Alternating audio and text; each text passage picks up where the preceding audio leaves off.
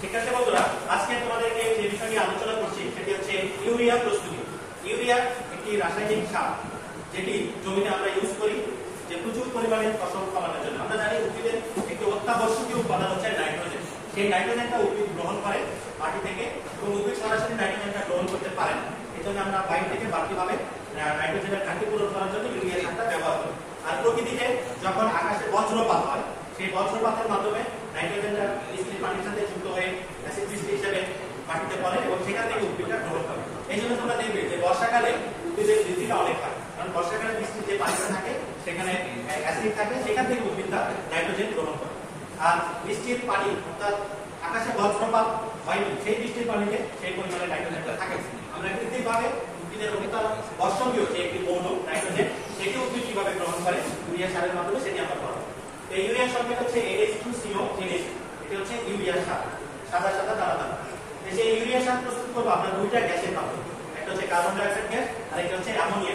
তো আমরা যদি অ্যামোনিয়া গ্যাস নিয়ে এখানে NH3 যোগ কার্বন ডাই অক্সাইড, এই দুইটা গ্যাস মিলে প্রথমে অ্যামোনিয়াম কার্বনেট তৈরি হবে।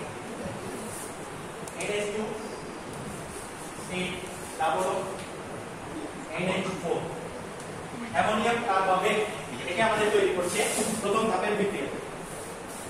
এটার নাম হচ্ছে অ্যামোনিয়াম কার্বনেট।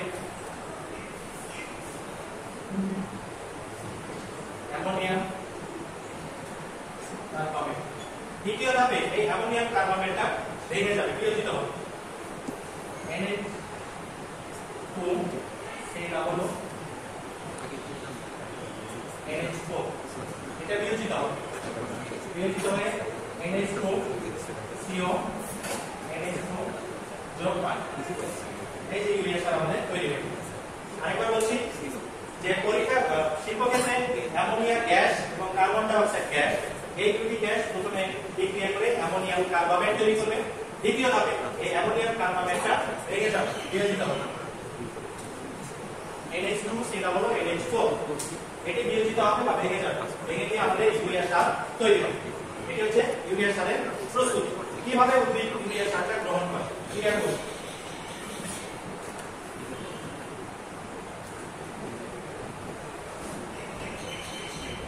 তোমরা দেখবে যে ইউরিয়া সার যখন জমিতে ইউজ করা হয় তখন ওই ফসলে পানি সেচ দেওয়া হয়, অর্থাৎ পানির দরকার আছে। পানি যদি আমরা না দিই তাহলে কিন্তু ইউরিয়া সার থেকে উদ্ভিদ নাইট্রোজেনটা গ্রহণ করতে পারবে না।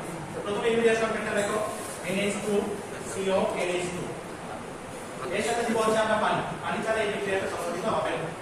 এখান থেকে অ্যামোনিয়াম আয়ন তৈরি হবে। এই অ্যামোনিয়াম আয়নটাকে উদ্ভিদ গ্রহণ করবে শিকড়ের মাধ্যমে, অভিস্রাবণ প্রক্রিয়া। তারপরে এখানে তৈরি হবে হচ্ছে OH minus ion, hydrogen ion, এবং এখানে উৎপন্ন হবে কার্বন ডাই অক্সাইড। এখানে উদ্ভিদ অ্যামোনিয়াম আয়নটাকে অভিস্রাবণ প্রক্রিয়া উদ্ভিদ গ্রহণ করবে। বিজ্ঞানী লন্ডিকর উনি কিভাবে উদ্ভিদ লবণ পরিশোষণ করে অভিস্রাবণ প্রক্রিয়া সক্রিয় পদ্ধতিতে সেটি ব্যাখ্যা করেছেন। বায়োলজিতে তোমরা এই সম্পর্কে ডিটেইলস আলোচনা চলতে পারো। যে অভিস্রাবণ প্রক্রিয়াটা দুই ধরনের, একটা সক্রিয়, একটা হচ্ছে নিষ্ক্রিয়।